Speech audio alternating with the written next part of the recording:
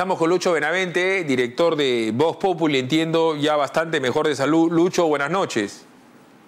Buenas noches, Philip. Cuéntame, Lucho, ¿cuál es la realidad de las cifras de la muerte? ¿Se puede llegar a una realidad desde el punto de vista estadístico o siempre vamos a estar tanteando? No, creo que podemos tener una realidad bastante aproximada. Podemos tener información bastante aproximada a la realidad, muy parecido al informe que han elaborado en Combaters, que acabo de ver. Nosotros no consideramos marzo porque el primer caso se reportó el 7 de marzo y el primer fallecido el 20. Entonces el número de muertes en marzo por COVID es bastante pequeño, pero consideraríamos prácticamente marginal en términos de estadísticas grandes. Hemos considerado abril y mayo, pero en esencia es lo mismo que ustedes han presentado, ¿no? Es lo mismo por donde va Financial Times y en otro sector de información y análisis, lo mismo que adelantó hace ya un mes IDL Reporteros cuando mencionó este tema del subregistro respecto a muertes en Lima y Callao. Entonces, en abril y mayo del año 2018 hubo en el Perú 18.284 muertes en total. En abril y mayo del año siguiente, el año 2019, hubo 17.970. El promedio de 2018 y 2019 fue 18.127 muertos. Si hacemos una proyección, ese sería el número de muertos para ese año. Para esto que las cifras del Sistema Informático Nacional de Defunciones, SINADEF, son bastante estables, digamos de un año a otro año, de mes a mes, las variaciones son del 1%, 1,5%, no más, ¿no? Pero esta vez el cambio es drástico. De esos 18.127 que esperábamos, el total de abril y mayo subió a 35.298. Eso es 17.141 muertes más, sin contar esas pocas que hubo en marzo y sin contar las que ha habido en los 2 primeros días de junio, donde ya debe haber unos 300 o 500 muertos adicionales, ¿no? Entonces, el total de muertes en abril y mayo es casi el doble, casi el 100% más que las muertes regulares que podíamos proyectar. Y eso podemos atribuirlo al efecto COVID, muertos por coronavirus.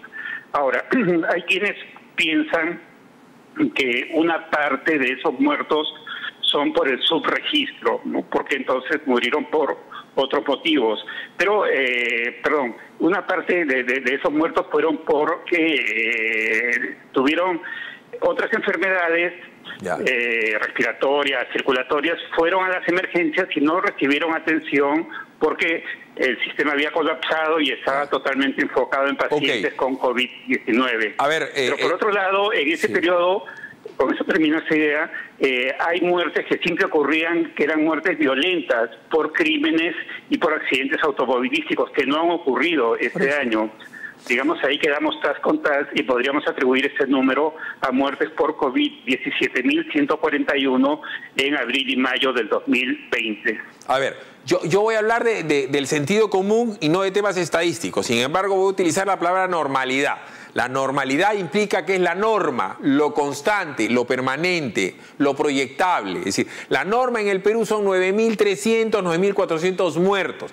En circunstancias normales de presión y temperatura, como se habla en los temas de problemas de química. Ahora bien, en una circunstancia asiada como la que tenemos, Lucho, de encierro y que hay una situación económica tremenda, en donde, para comenzar, en el mundo rural puede haber muerto más gente en el cinturón de pobreza de Lima, también mucha gente que no necesariamente ha registrado al muerto en esas circunstancias, porque además no ha comprado un ataúd con IGB, porque además no ha comprado un nicho con IGB, porque además ni siquiera se pueden hacer honras fúnebres, porque además no había notaría para registrar la defunción, para la división y partición de los bienes societarios, porque además en el mundo rural no hay herencia ni declaratoria de herederos. Entonces, por puro sentido común, Lucho, en una situación anormal, tiene que haber subido y mucho la informalidad de la muerte. ¿En qué parte me equivoco?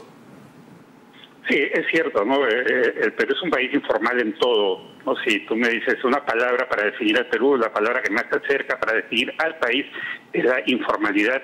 Y por cierto, la informalidad está desde el nacimiento hasta la muerte. Entonces hay muchas muertes no registradas y el número real, que nunca lo vamos a saber, puede ser mayor, ¿no?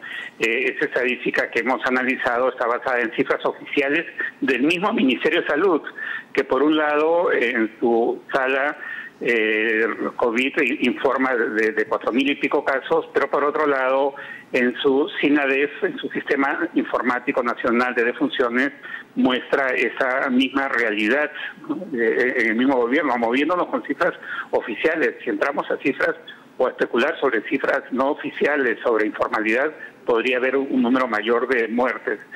Lo que sí, no creo que haya más muertes en las zonas encima de 3.000 metros de altura, que no son de gran densidad poblacional, pero parece que ahí el poblador tiene escasez de un tipo de proteínas que son donde se alojan precisamente COVID-19, o tiene una gran capacidad pulmonar, por eso es que ahí hay tantos fondistas, etcétera, ¿no? Te ruego la mayor concreción, porque nos queda un minuto, incluido IGB.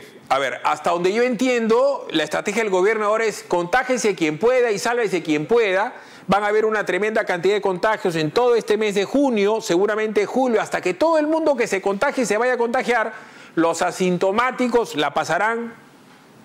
Los sintomáticos como tú la sufrieron un poquito, y los graves, los que son hipertensos, obesos, mayores, con problemas cardíacos, morirán. Y simplemente vamos a tener que pasar un viacrucis de todo el mes de junio, de todo el mes de julio, hasta que se agote la cifra y llegaremos a España cuando ya el día de ayer ha habido solamente ningún muerto segundo día. ¿Es lo que tú crees que va a pasar? Sí, junio creo que va a ser un mes muy fuerte. La actual tendencia de muertes, no por mes, sino por día, es creciente. Cuando nosotros hacíamos proyecciones para el mes de mayo, del día 15, 20, estábamos en cifras más bajas, pero eso fue subiendo, porque día a día la cantidad de muertes sube geométricamente, y con esas condiciones actuales de digamos, una mayor liberalización y poder salir a ciertas actividades, sacar el auto, etcétera, va a haber un incremento de muertes, sin lugar a dudas, y va a quedar muy claro que la meseta era simplemente un sueño, una ilusión que no existía en la realidad, ¿no? Y tal vez en julio podríamos y seguiría y estaría incondicional a un estancamiento e iniciar un declive, ¿no? Y respecto a la inmunización de rebaño, eso es bastante complicado, porque los expertos indican que significaría que un 50% de la población esté contagiada, y no creo que estemos tan cerca tampoco de un 50%, a menos que o sea, por eso digo, el contagio no haya avanzado de una manera tremenda. Muy probablemente vayamos hasta agosto, como le dije hace unos minutos. Muy amable, Lucho Benavente. Buenas noches. Buenas noches, Philip.